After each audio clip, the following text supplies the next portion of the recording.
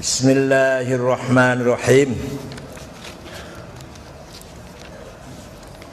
Alhamdulillahilladzi ja'alal ilma arfa'as sifatil kamaliyah. Alhamdulillah, segala puji baik dari Allah sendiri kepada dirinya maupun dari Allah kepada makhluknya, maupun dari makhluk kepada Allah, maupun makhluk kepada sesama makhluknya. Itu sungguhnya segala puji bagi Allah. Ketika Allah memuji dirinya, berarti pujian itu dari kepunyaan Allah. Ketika Allah memuji makhluknya, misalkan Allah memuji Nabi Muhammad misalkan, itu artinya juga Allah memuji dirinya sendiri. Allah memuji dirinya sendiri. Ketika makhluk memuji Allah, sebenarnya juga kepunyaan Allah. Ketika makhluk memuji makhluk, sebenarnya juga memuji Allah. Kamu muji sambilnya dayat enak banget. Hakikatnya memuji siapa tuh? Allah. Karena dayat yang cipta Allah. Paham betul? Paham gak? Ya, ketika kamu memuji masakannya Tante Dayat enak sekali, hakikatnya muji siapa itu? Muji Allah. Kita lihat orang cantik, waduh cantik sekali, hakikatnya muji Allah. Karena siapa yang bikin cantik? Nah, paham gak? Makanya alhamdulillahi kullih, alhamdulillahi kulluh, wasyukrullah bagi Allah. Paham betul? Wa asyhadu an la ilaha illallah, dan saya bersaksi tidak ada Tuhan yang sah atau yang benar disembah kecuali Allah. Ini namanya apa? Syahadah apa? Tauhid apa? Udah lupa udah. Tauhid uluhiyah. Kalau asyhadu an alla rabba illallah, tauhid uluhiyah. Artinya tidak ada yang menciptakan makhluk ini kecuali Allah. Itu tauhid uluhiyah. Kalau tidak ada yang disembah yang benar kecuali Allah, tauhid uluhiyah. Jangan lupa tuh ya Allah. Udah lupa. Kalau tauhid rububiyah, semua orang meyakini, agama apapun meyakini bahwa alam semesta ini yang menciptakan Allah semua. Agama apapun, agama Kristen, agama Yahudi. Tapi kalau dalam uluhiyah, menyembah hanya pada Allah, ya dia mulai beda nih, mulai beda antara Allah dan Kristen beda. Tapi kalau ditanya siapa yang mencipta alam ini, ya Tuhan Maha Satu, yang satu. Berarti tauhid rububiyahnya sama. Yang beda adalah tauhid uluhiyah. Wahdahu la syarikalah, tidak ada apa syarikalah itu apa? Tidak ada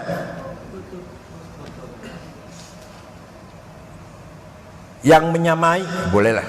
Yang menyamai, yang menyertai, yang mendampingi. Uluhiyah hanya Allah. Allah tidak punya asisten, tidak punya adik, nggak punya kakak, nggak punya ayah, nggak punya ibu, nggak punya anak, pendamping, nggak ada itu. Yang disembah hanya Allah. Makanya ketika agama Hindu juga mengatakan dewa yang banyak itu adalah sinarnya Allah, sinarnya Tuhan, sinarnya yang maha satu, pancarannya yang maha satu. Hanya sayangnya orang Hindu kepada sinar itu menyembah. Paham gak? Paham gak? Kata orang Hindu, Tuhan itu satu sebenarnya, tapi dewa-dewa itu sinarnya, pancarannya, pancaran dari Tuhan yang maha satu itu.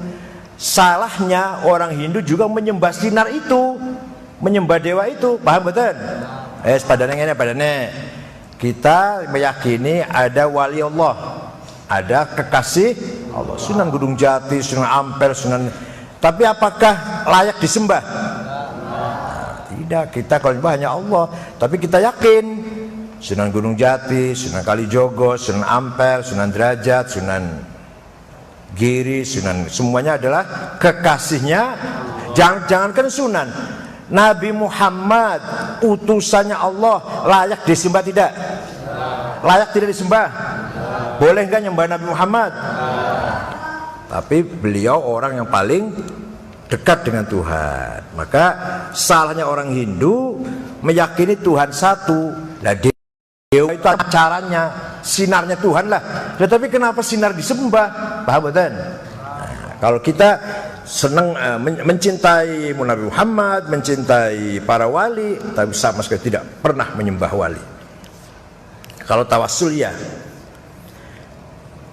alladzi khassa, yang telah memilih atau menentukan boleh, man syaa, orang dikehendaki, min ibadi, dari hambanya, bil ma'atil hikamiyah, dengan hikmah wisdom yang sangat banyak.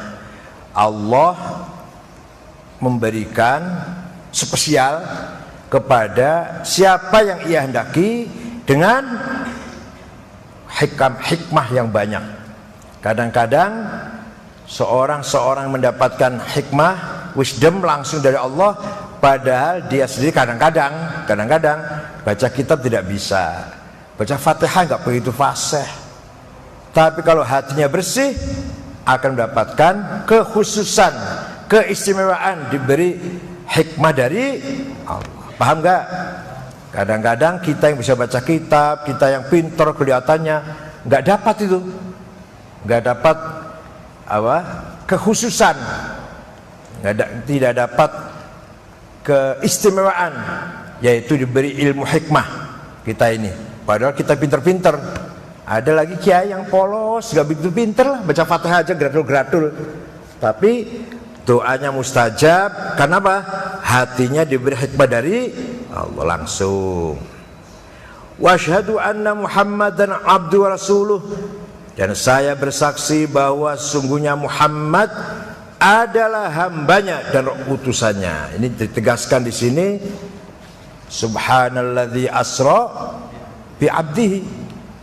Walaupun Nabi Muhammad itu bisa terbang ke langit, kok lebih dari langit, tapi tetap ditegaskan dalam Al-Quran adalah abduhu, hambanya. Walaupun Nabi sudah bisa terbang sampai menerobos langit 7 sampai aras, sampai naik lagi, tapi tetap saja hambanya. Nah, orang Kristen menganggap Yesus itu diangkat ke langit, maka itu Tuhan. Oh, Nabi Muhammad aja diangkat, tapi Muhammad bukan Tuhan. Paham gak? Orang Kristen meyakini Yesus itu bangkit dari kuburan setelah disalib 3 malam ya, Jumat, Sabtu, Ahad pagi, bangkit, diterbangkan ke langit, maka itu Tuhan. Nabi Muhammad aja diangkat ke langit kok, Tuhan bukan? Maka tetap saja abdu wa rasuluh. Silahkan kamu menyifati Rasulullah seenakmu, sesenangmu, kekasihnya, pilihannya, orang paling terdekat, pokoknya terserah, asal jangan lebih dari abduhu. Paham tidak? Rasulullah adalah Khalilullah, Nabi Muhammad itu Khalilullah, kekasihnya, Habibullah, Sofiullah. Silakan mensifati Nabi Muhammad dengan setinggi-tingginya, asal tetap di dalam koridor abduhu. Tetap saja Nabi Muhammad walaupun kekasihnya, apa pilihannya, orang paling mulia di dunia ini, tapi tetap adalah ciptaannya. Nabi Muhammad itu khalqullah, manusia diciptakan, dilahirkan, terus diambil nyawanya, wafat, semua seperti kita, tidak lebih dari hambanya, walaupun lebih dari segala sifat-sifat kita ini. Nabi Muhammad alladzi khassahullah, yang telah mengkhususkan kepada Muhammad, siapa Allah, bi jami'il kamalatil ubudiyah, dengan segala kesempurnaan sifat ubudiyah, sifat hamba. Nah, ini dengarkan. Orang itu semakin sempurna sifat kehambaannya, sifat dia menjadi hamba. Coba misalkan ada orang rajin sholat tahajud tiap malam, rajin puasa Senin Kemis dan lain-lainnya, rajin baca Quran, itu berarti orang semakin banyak ibadahnya, semakin sempurna sifat sifat kehambaannya, semakin sempurna bahwa dia itu mempunyai sifat jangan orang itu rajin banget ya, sholat, puasa, baca Quran, wah sudah dekat dengan Tuhan, sudah mendekati Tuhan, sudah hampir jadi Tuhan, boleh nggak itu? Enggak. Orang itu rajin banget ibadah, wah kelakuannya lempeng, nggak pernah bohong, nggak pernah nipu, nggak pernah musuh orang, nggak pernah menyakiti orang, berarti orang itu hampir jadi Tuhan, benar nggak itu? Oh, justru orang yang akhlaknya baik, perilakunya baik, semakin sempurna jadi hambanya Allah. Lah kamu yang nggak rajin ibadah, tidak sempurna menjadi hambanya. Paham nggak? Kamu nggak rajin ibadah, nggak rajin sholat, nggak rajin puasa, nggak rajin zikir, nggak rajin baca Quran, itu tidak sempurna menjadi hamba, karena masih sombong. Nah orang yang rajin ibadah berarti sempurna menjadi, paham betul? Pembantu di rumah lah, punya pembantu di rumah, semakin dia rajin kerjanya, semakin baik jadi pembantu. Kalau pembantu yang malas kerja, berarti pembantu yang tidak baik. Jadi Nabi Muhammad orang yang sangat sempurna dalam sifat ubudiyahnya. Benar-benar Nabi itu sempurna menjadi hambanya. Kalau kita ini bohong aku jadi hambanya, tapi malas kayak gini, ngelawan, berarti bohong aku jadi hambanya. Takut kepada Allah, takut. Taat kepada Allah, taat, tapi sami'na wa asaina. Ya, sami'na nggih, tapi tetap maksiat. Namanya enggak sempurna menjadi hambanya. Wa sallallahu ala sayyidina Muhammadin alladzi mala Allah qalbahu min jalal a'la jalla wa ala. Semoga Allah memberikan salawat kepada Muhammad, seorang yang telah Allah penuhi hatinya dengan kemuliaan dan keagungannya Allah. Nabi Muhammad itu diberi kemuliaan, ketinggian derajat dari siapa? Sedikit dari kemuliaannya Allah. Ya kalau ada orang kaya, ada orang pinter, ada orang mulia, itu baru setetes terlalu besar. Setetes pun terlalu besar. Itu sedikit sekali dari kemuliaannya Allah. Kalau kemuliaannya Tuhan Allah, la awwala wala akhir, la bidayata wala nihayah. Allah mulia apa enggak? Besar apa enggak? Agung apa tidak? Keagungannya, kemuliaannya, kebesaran Allah tidak ada permulaannya dan tidak ada ujungnya. Paham? Coba kalau jadi pejabat, mulai kapan jadi presiden, mulai kapan jadi menteri, mulai kapan jadi gubernur, ada tahunnya ada ya? Oh, mulai tahun 2015. Sampai kapan nanti berakhir? Katakanlah seumur hidup dia jadi presiden, misalkan jadi raja, ya ada akhirnya juga, yaitu mati. Walaupun mulia kaya apa, pinter seperti apa, pasti ada akhirnya dan ada permulaannya. Mulai kapan dia pinter itu? Mulai kapan dia kaya? Ada awalnya, ada ya? Kalau Allah ada permulaannya enggak? Mulai kapan Allah itu besar, agung, mulia? Ada enggak? Bisa dijawab itu? Enggak bisa dijawab. Salah, yang tanya sendiri tanya. Yang tanya seperti itu salah, pertanyaannya salah. Mulai kapan Allah itu berkuasa? Boleh jawab enggak? Enggak usah dijawab, kepret saja. Karena dia tanya itu salah. Pertanyaan itu patutnya untuk menyanyikan makhluk. Oh, dia itu jadi gubernur, mulai kapan? Oh, dia itu sekarang pinter, sekarang kaya, mulai kapan? Itu pantas kalau makhluk. Kalau Allah pantas gak ditanyain gitu? Mulai kapan ya Allah berkuasa? Boleh kita tanya itu? Jadi nggak usah tapi jawab sampai kapan Allah itu berkuasa? Boleh jawab nggak? Kepret aja orang bicara gitu tuh. Nah, paham? Zatnya Allah la awal wala akhir, la bidayah wala nihayah. Sifatnya Allah yang 99 itu sifat kayanya, sifat rohimnya, sifat belas kasihnya, sifat mulianya juga la awal wala akhir. Oleh karena itu, karena Allah itu tanpa awal tanpa akhir, asma'nya, namanya, nama yang bertentangan Allah punya semua. Al-Qabidul Basit, yang menahan tapi juga yang memberi. Al-Mu'izzul Mudzil, yang memuliakan orang tapi juga yang menghinakan. An-Nafi'ud Dhar, yang beri manfaat dan beri mudarat. Ayo, apalagi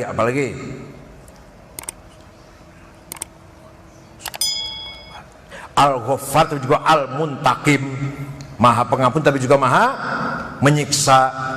Itu kan berlawanan tuh, sifat itu berlawanan.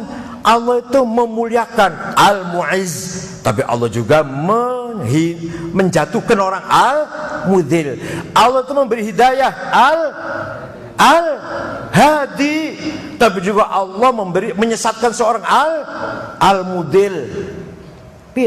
Sifat namaku bertentangan gimana? Kenapa namaku bertentangan?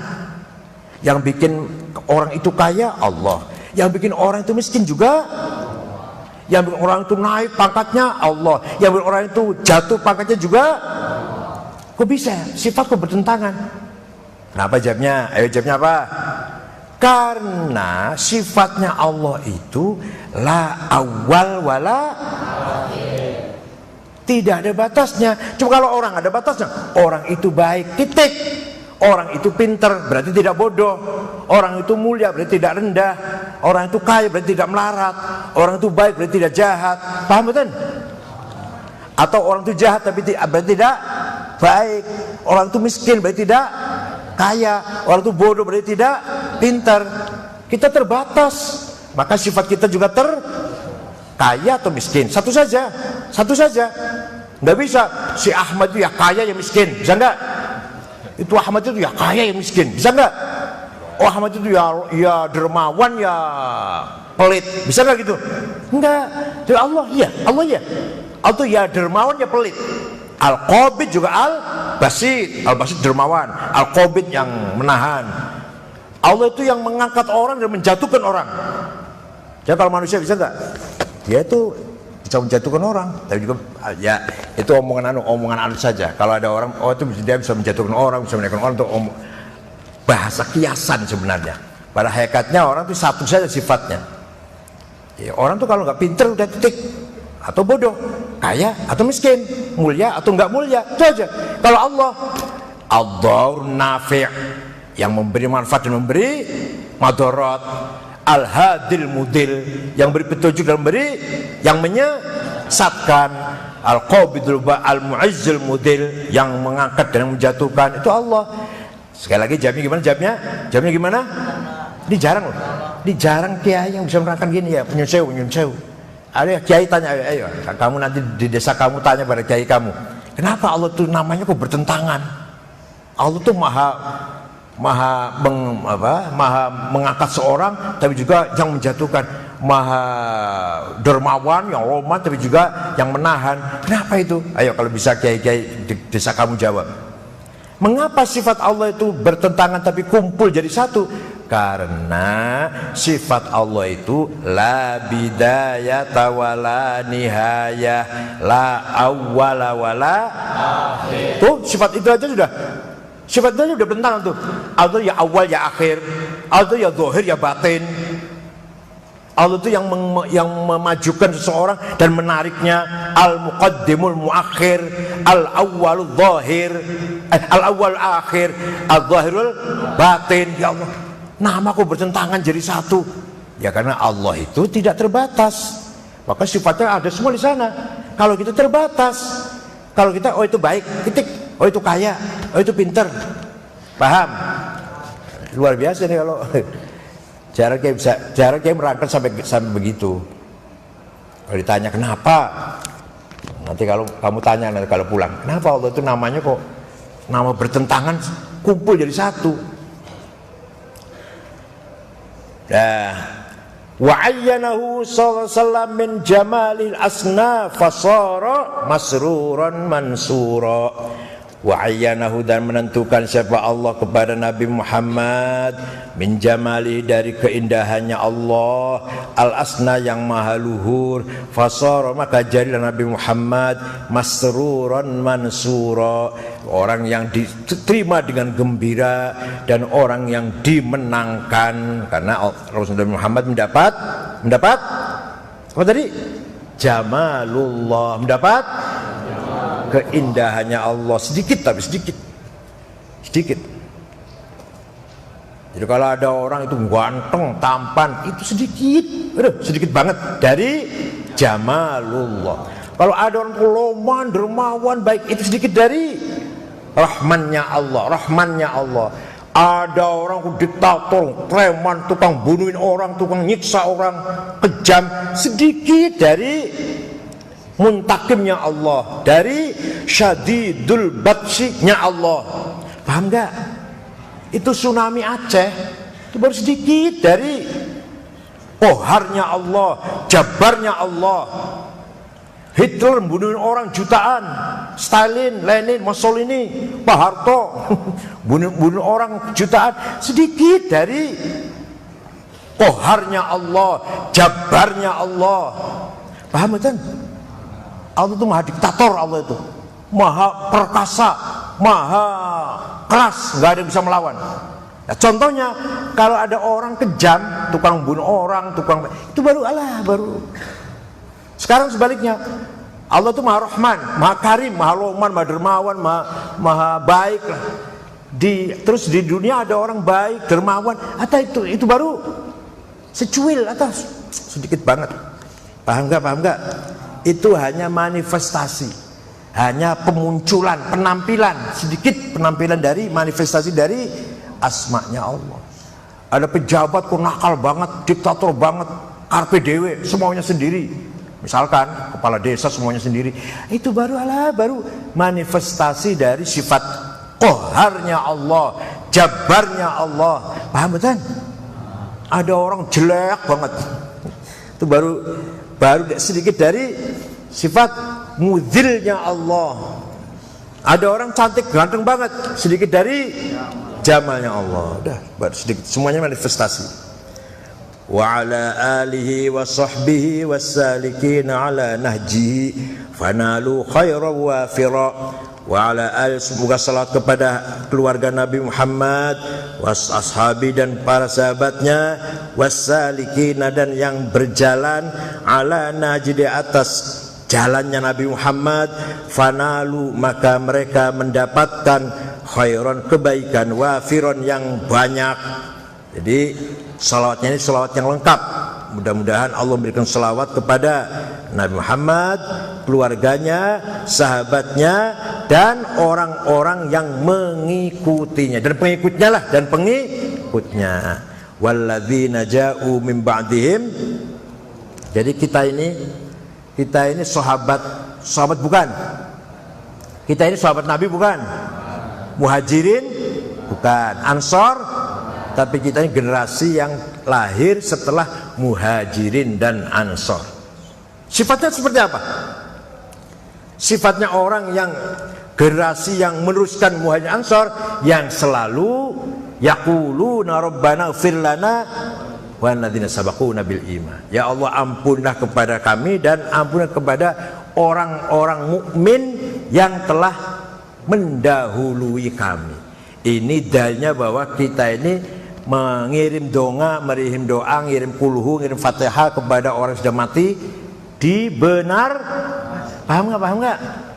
Kata Al-Quran, generasi umat Islam yang datang sesudahnya para sahabat, baik Muhajirin maupun Ansor, yaitu orang yang selalu mendoakan leluhurnya, mendoakan juga teman-teman saudaranya sudah meninggal duluan.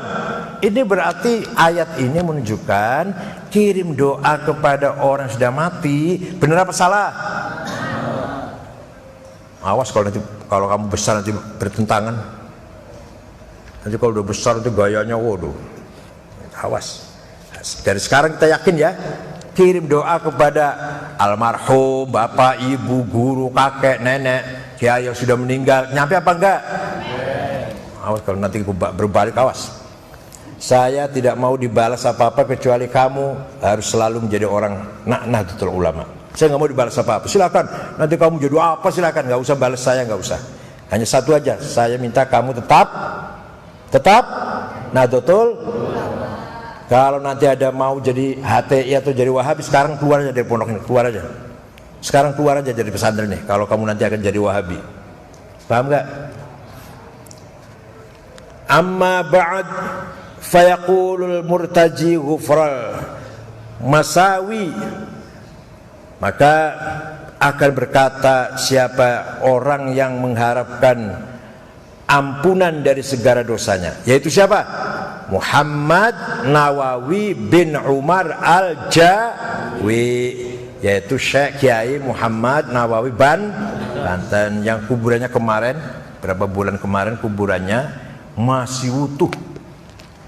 Jadi jasadnya Syekh Nawawi Banten masih di Ma'la sana di Mekah, masih utuh. Kamu nanti kalau mati masih utuh nggak? 10 tahun. Itu betul. Berita baru ini, berapa bulan yang lalu lah.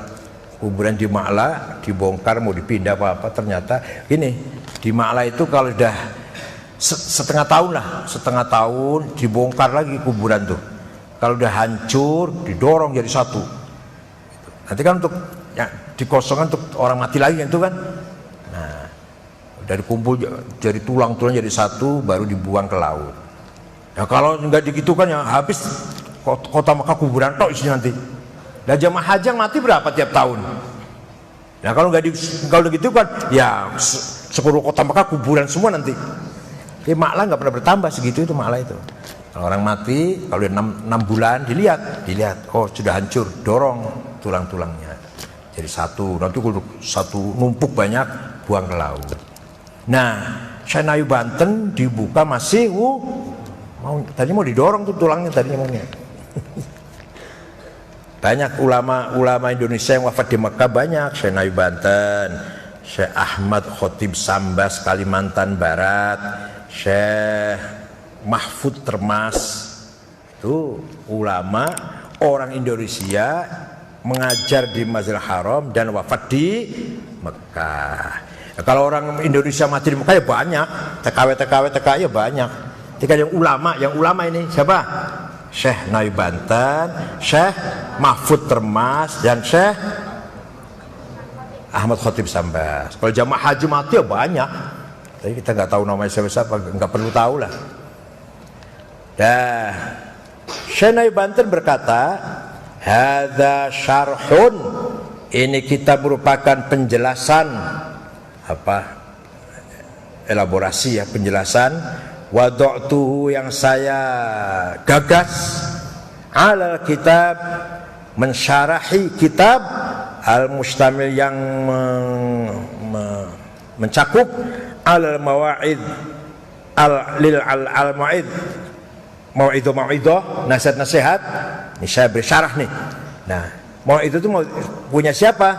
Lil allamah al-hafidh Asy-Syaikh Syihabuddin Ahmad bin Ali bin Muhammad bin Ahmad Asy-Syafi'i Ibni Hajar Al-Asqalani. Jadi Syekh Ibnu Hajar Asqalani ngarang kita ngumpulkan mau'idah nasihat-nasihat disyarahi oleh Syekh Nawawi Banten. Nah, kalau Ibnu Hajar Asqalani itu wafatnya di Kairo, dari kuburannya makomnya Imam Syafi'i terus, tapi masya Allah kita kalau lihat nangis, masya Allah. Kalau Imam Syafi'i kuburannya bagus di masjid, bagus. Kalau Syekh Ibnu Hajar Asqalani jadi pembuangan sampah, kuburannya ada nggak dipelihara. Di situ ada pembuangan sampah, ada tempat sampah. Di kuburan persis tempat sampah itu. Dia juga, wah pagarnya itu udah halas, sudah rusak semua, tembok kelilingnya udah rusak banget.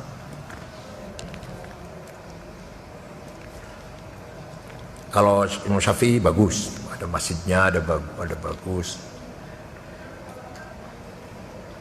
Tsummal Misri taghammadahullah birahmatihi amin. Wa sammaituhu nasaihal ibad. Kitab ini saya beri nama Nasaihul Ibad, syarah dari mau'idhahnya Imam Hajar Al-Asqalani. Juga Ibnu Hajar Al-Asqalani juga mensyarahi Sahih Al-Bukhari. Kitabnya namanya apa? Fathul Bari. Jadi Sahih Bukhari tadinya 2 jilid menjadi 14 jilid. Siapa yang nyarahin? Ibnu Hajar Al-Asqalani. Luar biasa, imam ini imam besar sekali ini. Was'alullah al-karim ayyan fabil muslimin wa ayyaj'alahu dhakhiratan ila yaumiddin. Itu kita beli ya. Berapa? Dibelikan semua. Wassallallahu ala sayyidina Muhammad wa ala alihi wasallam walhamdulillahi rabbil alamin.